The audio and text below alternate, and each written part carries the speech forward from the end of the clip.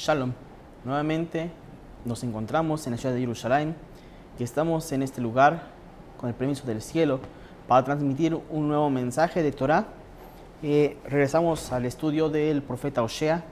En la vez pasada estudiamos el capítulo 2, el capítulo 1, y en esta ocasión vamos a adentrarnos en el texto del capítulo 2. Habíamos visto la vez pasada que Osea es un profeta que representa un nuevo periodo de profecías.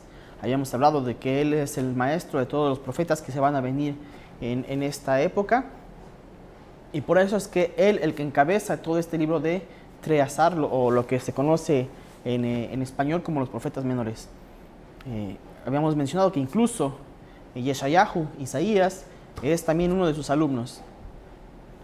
Pero en ocasiones al alumno del profeta se le da mayor profecía que al maestro.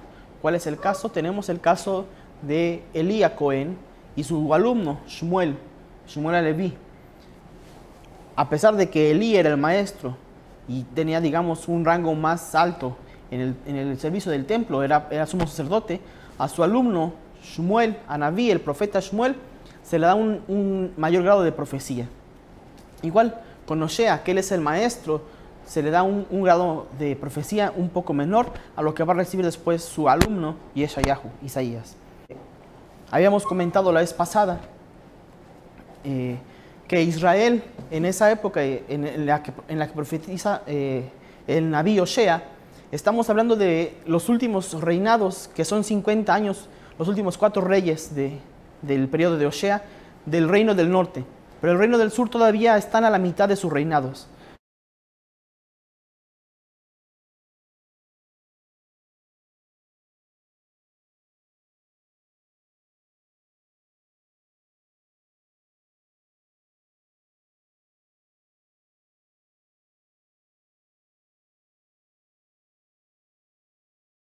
Todavía el pueblo se condice con justicia, y hablábamos de que parte del pueblo del norte se refugia en el pueblo del sur. Y justamente es de lo que habla acá el inicio del capítulo 2.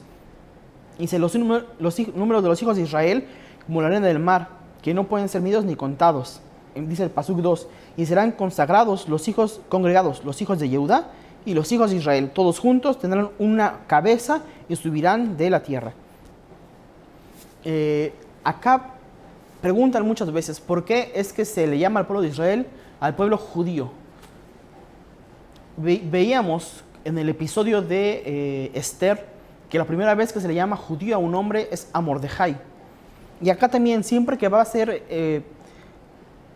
el énfasis en la parte fuerte de la esperanza, va a traer primero a Yehudá, a Judá. ¿Por qué? ¿Por qué un judío? ¿Por qué Yehudá? ¿Por qué?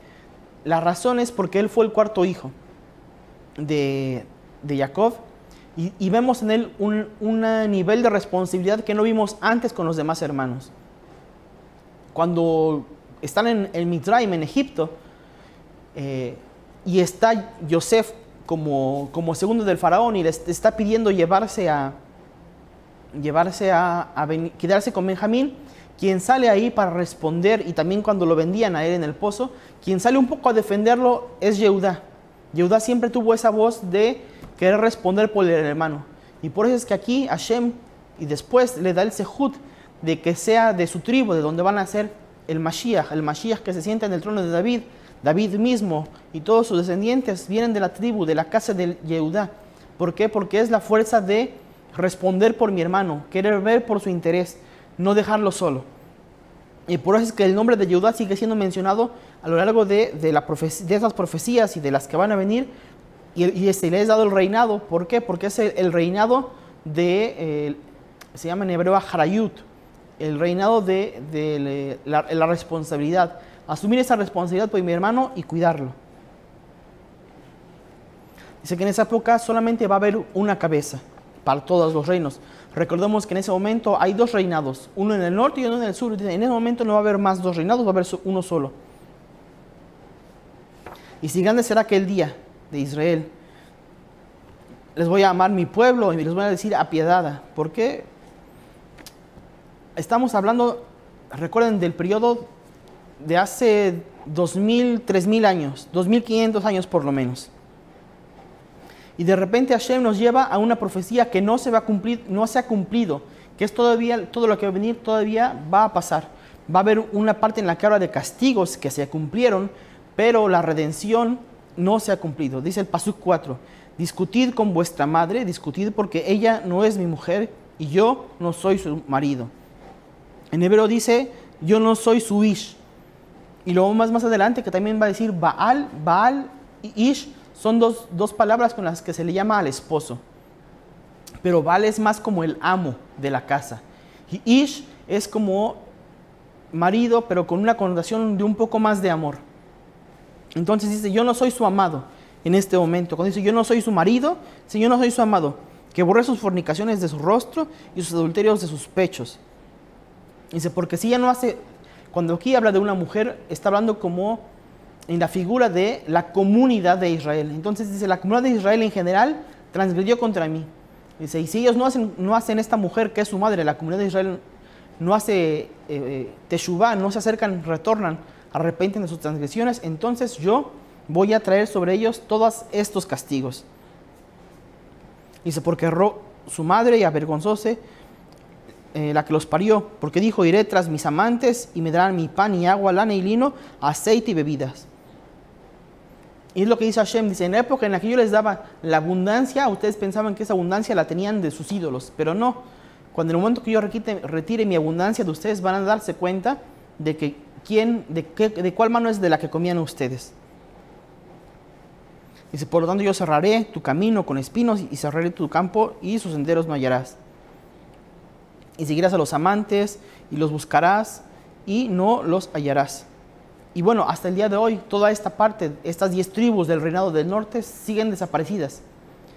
Solamente cuando llegue Eliyahu Anabí y posteriormente llegue el Mashiach, se va a revelar qué fue con estas 10 tribus que hoy en día no sabemos dónde están. Porque lo que hoy queda del pueblo de Israel es bien sabido que es, digamos, el remanente de la tribu o del reinado del sur, que fue Yehudá, Benjamín, un grupo de levitas y de sacerdotes, de Coanim. Pero las otras 10 tribus no se sabe dónde están. Y hasta que no venga Eliyahu y nos diga dónde están las tribus, no vamos a saber. Y todo lo que diga la demás gente hoy en día, no, que tal tribu está en este lugar, son solamente especulaciones y no hay nada de cierto en ello. Dice, y ella supo, Pesuk 10, y ya no supo que yo le daba el mosto y el aceite, y multipliqué su plata y su oro con los que usaba para hacer ídolos. Por lo tanto, tornaré y tomaré mi sieva en su hora, y mi mosto y su tiempo, y apartaré mi lana y mi lino para cubrir su desnudez. De nuevo, la parnasá, el bien económico, era el símbolo de que Hashem estaba con nosotros. Y en el momento en el que ese reinado se convierte en un reinado de pobres, es el ¿cómo se llama? El indicador de que Hashem ya no está con el pueblo más. Dice Pasuk 12, y ahora descubriré su vileza a los ojos de su amante y nadie la librará de mi mano. Y haré cesar todos sus gozos, sus fiestas novilunios, sus sábados y todas sus festividades. Esto ocurre, este pasuk se cumple en el momento que el templo es destruido. Cuando el templo es destruido ya no se pueden ofrecer más sacrificios. Las fiestas son fiestas que a pesar de que hoy, como hoy en día, queremos hacerlo con toda la intención, con todo el amor, con toda la dedicación, pero hasta que el templo no esté reconstruido, las fiestas no son verdaderas fiestas, son solamente un recuerdo de lo que hacíamos en aquella época, pero todavía sin templo no está completa la festividad. Los novilunios, los Shabbat, hasta que el templo no esté reconstruido, lo que hacemos hoy todos los días es recordar el servicio del templo, pero no lo hacemos como tal el servicio. Y haré asolar su vid, su higuera y todo de lo que dijo, dádivas son que me dieron mis amantes y las convertiré en jarilla y comerlas a los animales del campo. Y castigaré a ella por los días de sus ídolos cuando se ahumaba y se ornaba con collares e iba tras sus amantes y a mí me olvidaba, dijo Hashem.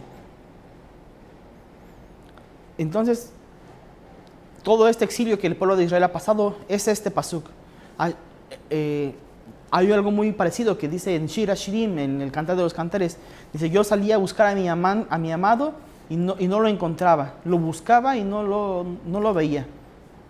¿Por qué? Porque es esa, no sé si dialéctica podríamos decir, pero esa búsqueda de, ahora que Hashem está lejos de nosotros, queremos buscarlo. ¿Por qué? Porque nos ha llevado a un lugar en el que podemos ver que dependíamos 100% de Él, y hoy, bueno, en los años anteriores, siglos anteriores, que el pueblo de Israel trataba de buscar, de allegarse, de apegarse más a Hashem. ¿Por qué? Porque era ese camino de tratar de recordar esta profecía que Hashem nos manda, que nos iba a poner en lugares alejados para hacernos recordar cuando estábamos en la tierra de Israel sirviéndolo.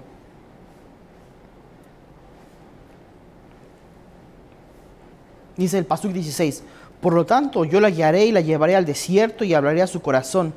¿Por qué al desierto? Porque en el desierto fue donde Hashem nos tomó por primera vez como pueblo. Cuando salimos de Egipto, el hecho de estar en el desierto, estar, digamos, a solas con Hashem, nos hizo acercarnos más a Él, nos hizo darnos cuenta de qué tanto dependíamos de Él. Y por eso Hashem dice, cuando regresen otra vez, yo los voy a llevar al desierto. ¿Por qué? Porque ahí van a recordar, voy a hacerles recordar como cuando estuvieron en el desierto después de Mizraim. Hablaré a su corazón y diré a ella en sus viñas, desde allí y el valle de Ahor. Ahor es en el valle en el que cuando regresa el pueblo de Israel de Egipto, cuando salen y van a entrar a la tierra de Israel, van con Yoshua, derriban las murallas de Jericó y le dicen no tome nada. Pero hay un hombre que toma un velo, un manto y algunos otros tesoros. Y ese hombre es apedreado en el valle de Ahor. Dice, los voy a llevar al valle de Ahor. ¿Por qué? Para que recuerden cuando entraron por primera vez a la tierra, por la puerta de la esperanza, Petach Tikva. Petach Tikva, que también era en esa dirección del valle de Jordán, subiendo hacia Israel. Y cantaré ahí como en los días de su mocedad y como en el día de la subida de la tierra de Egipto. Y en aquel día, dijo el Eterno, me llamarán a mí Ishi, marido, y no me llamarán más Baalí, amo. Y decíamos antes, cuando a pesar de que las dos palabras hacen referencia al amo de la casa o al esposo amado de la casa, explican los sabios, aquí Baalí tiene una connotación más de miedo. Dice, cuando el pueblo de Israel sacrificaba a los ídolos, lo hacía como se llaman Baal, lo hacía con el miedo de decir, bueno, si no hago esto me va a ocurrir tal percance.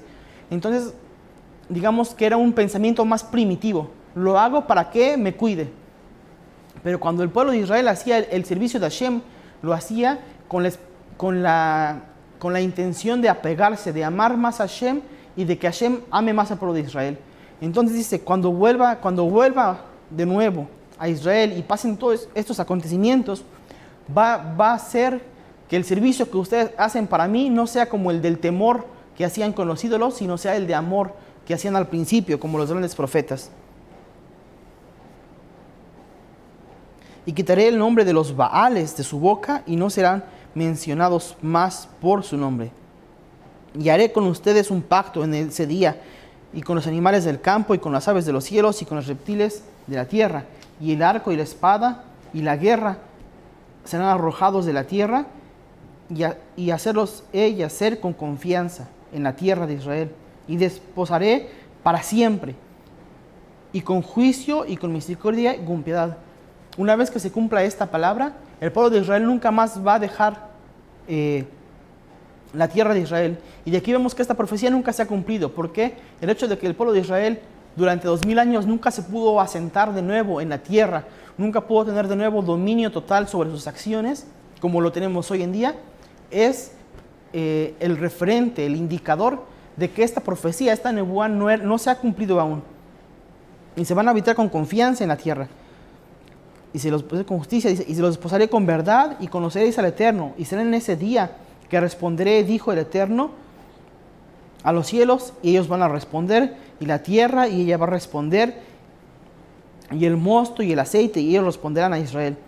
y sembrarán para mí en la tierra, y me apoderaré de la nueva piedad, y le diré al que no es mi pueblo eres tú, y ellos responderán, tú eres mi Dios. De nuevo, todo esto va a ser algo que no se ha cumplido, y por el caso de estas pequeñas profecías que son del mundo del futuro, de lo que va a venir, es que este libro fue incluido hasta nuestros días. Y algo muy indicador, que lo vimos también acá en este mismo libro, en este mismo capítulo, perdón, cuentan nuestros sabios que en el momento en el que el templo es destruido, los frutos de la tierra se encogieron. Recuerdan que cuando los espías vienen a ver la tierra, ellos dicen que ven frutos gigantes, un racimo de uvas del tamaño que solamente 2 hombres juntos podían cargarlo. Ese era un racimo. No es que juntaron 20 racimos o 50 racimos, un solo racimo tenía ese tamaño. Entonces dicen los sabios, en la época en la que el templo se destruyó, todavía en esa época habían uvas que pesaban como melones. Dice, habían aceitunas que eran como naranjas, para que supiéramos el tamaño de la providencia divina que estaba con nosotros. Pero desde que el templo y la presencia divina que estaba en el templo se retiran de Israel, los frutos regresaron a ser pequeños, se encogieron. Y por eso también al final dice de nuevo, dice que vamos a ver en la siembra, vamos a ver en el aceite, en el vino, vamos a ver la bendición de Dios. ¿Por qué? Porque no solamente en el nivel del tamaño, sino en la calidad.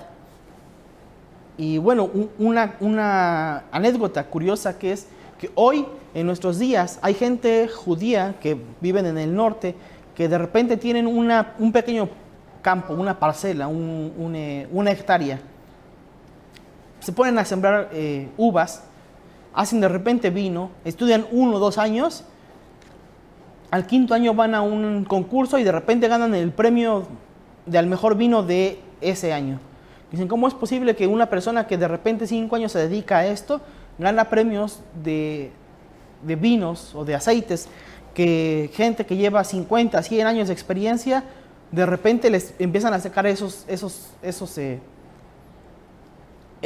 ¿cómo se llaman? Reconocimientos. ¿Por qué? Porque el pueblo de Israel de nuevo está en la tierra de Israel. El pueblo de Israel de nuevo queremos hacer la voluntad de Hashem, servirle con amor, llamarle Ishi y no Baali. Y entonces todo esto se suma y nos está trayendo a lo que es la redención final del pueblo de Israel, que estamos muy cerca de ella, Besrat Hashem, que podamos verla, cada uno de nosotros, que podamos tener ese sehut, ese mérito de poder ver la presencia divina asentarse nuevamente sobre Israel. Continuaremos la próxima semana, espero, con el capítulo 3 y 4, porque el 3 es muy pequeño, y seguir con este tema del libro de Osea. De nuevo, los invitamos a dejar sus comentarios, sus preguntas, sus inquietudes sobre estos temas. Desde la ciudad de Jerusalén les enviamos un saludo de paz donde quiera que se encuentren, esperando que sus familias y ustedes estén bien, que Hashem prontamente traiga refuah shlema para todas las naciones y para el pueblo de Israel. Desde Jerusalén les enviamos un fuerte saludo. Shalom.